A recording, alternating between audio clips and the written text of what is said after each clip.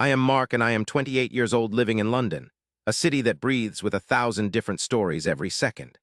My own story, for a long time, felt like it was written in shades of gray, a constant cycle of hard work and quiet struggle. My days started before the first train rumbled to life, delivering groceries on my old, rattling bicycle through the damp, narrow streets of East London. Rain or shine, I was out there, pushing pedals, trying to make enough to keep the bills paid and a roof over my head. But it wasn't just my roof I was worried about. My younger sister, Lily, is everything to me, and she's been battling a chronic illness since she was a little girl. Her medication, her special doctor visits, the therapy she needs, they add up faster than I can cycle. I work extra shifts at the warehouse in the evenings, stacking boxes until my back aches, trying to save every single pound. My dream once was to be a musician, to write songs that could lift people's spirits. But those dreams had long since been packed away like old concert posters, replaced by the more immediate, urgent need to provide for Lily. The internal enemy I fought every single day wasn't an angry customer or a tricky delivery route. It was the gnawing doubt inside me, the voice that whispered, "Are you doing enough, Mark? Will you ever be enough?" It told me I was stuck, that I would never break free from this cycle, that Lily deserved more than I could ever give her. It was a heavy weight, heavier than any delivery box, pressing down on my chest every morning. I tried everything to improve our situation. I picked up every overtime shift offered, even volunteered for the late-night inventory counts. I cut out every single luxury for myself. No more coffees from the small shop on the corner, no new clothes, no evenings out with friends. Every penny was for Lily, for her future, for the hope of a day when she wouldn't have to struggle so much. I even started taking an online course in accounting, hoping that a qualification would help me land a better-paying office job, something that didn't rely on my worn-out bicycle or my aching back. The course was tough, long nights after long days, my eyes blurring as I stared at numbers on a screen. Just when I thought I was making headway, life threw its usual curveballs. My old bicycle, my lifeline, developed a major problem with its gear system, an unexpected repair that cost a significant chunk of my hard-earned savings. Then, just last month, Lily's specialist recommended a new innovative treatment for her condition, a ray of hope but also a huge financial burden. It wasn't covered by our current health plan, and the cost was truly astronomical. My heart sank. All my efforts, all my sacrifices, felt like drops in a vast, overwhelming ocean. The promotion I'd been working towards at the warehouse was put on hold indefinitely due to company restructuring. It felt like every door I tried to open slammed shut in my face. The doubt, my internal enemy, grew louder, mocking my efforts, reminding me of my limitations. Then the announcement came. My absolute favorite band, The Echoes, the band Lily and I used to listen to for hours, sharing headphones and dreaming, was playing a one-off concert at the O2 Arena here in London. It felt like a cruel twist of fate. I knew how much it would mean to Lily, to both of us, to see them live, but a good ticket was simply out of reach. I managed to scrape together enough for one single, very cheap, distant seat, telling myself it was a small treat, a way to connect with the music that meant so much, a story I could tell Lily. But even as I bought it, guilt gnawed at me. Should I really be spending this money on myself when Lily needed so much more? The day of the concert arrived, a crisp, cold London evening. I stood outside the massive arena, the roar of the crowd already audible, a vibrant hum of excitement. My cheap ticket felt flimsy in my hand. I watched as streams of people, families, friends, couples, all walked past me, their faces lit up with anticipation. I saw a young girl, probably a teenager, just a few feet away from me. She was wiping tears from her eyes, clutching a ticket very similar to mine, a distant back-row seat. Her friend next to her held up a single front-row ticket, clearly excited but also trying to comfort her sobbing companion. It was clear the crying girl couldn't afford to join her friend in the good seat. A wave of familiar despair washed over me, magnified by her sadness. My own dreams of being a musician, of sharing that kind of joy, felt so far away. The internal enemy inside me screamed, "You are a fool, Mark. What are you doing here? You should be home, figuring out how to get more money for Lily, not standing here feeling sorry for yourself about a concert you can barely afford and probably won't even enjoy." I was at my lowest point, on the verge of turning around, selling my ticket to put the money towards Lily's new medication, even though it wouldn't be much. The music, the joy, it all felt like something I wasn't meant to have, a luxury I couldn't afford for myself or for my beloved sister. As I watched the young girl, her shoulders shaking with quiet sobs, something shifted within me.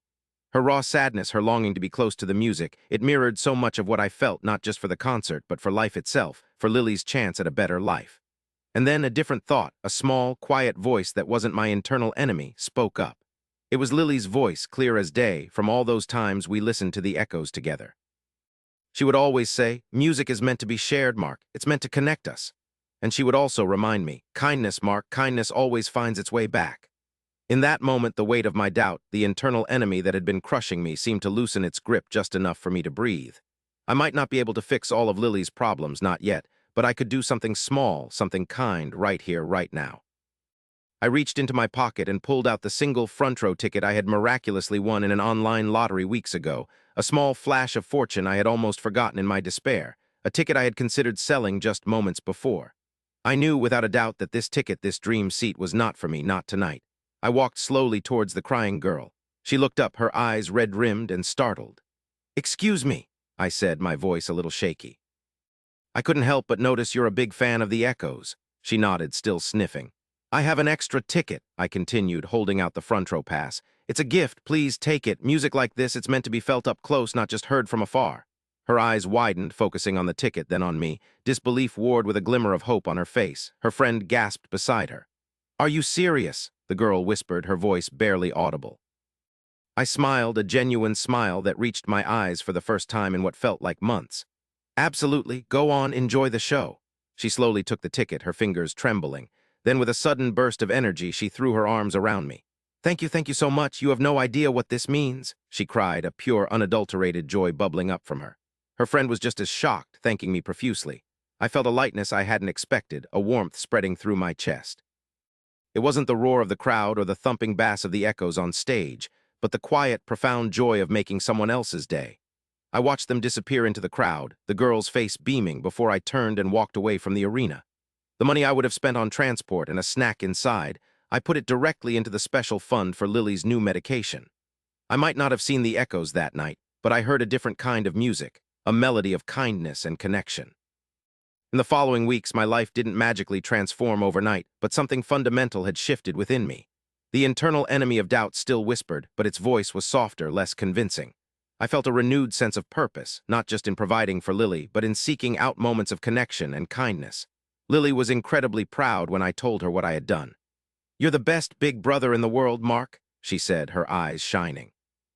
About a month later, something truly unexpected happened. I was at my accounting course, buried in textbooks, when my phone vibrated with an unfamiliar number.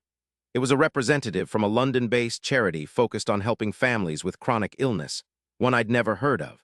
She told me they had received an anonymous tip about a young man in East London, struggling to pay for his sister's medical care, and a story of an incredible act of kindness involving a concert ticket.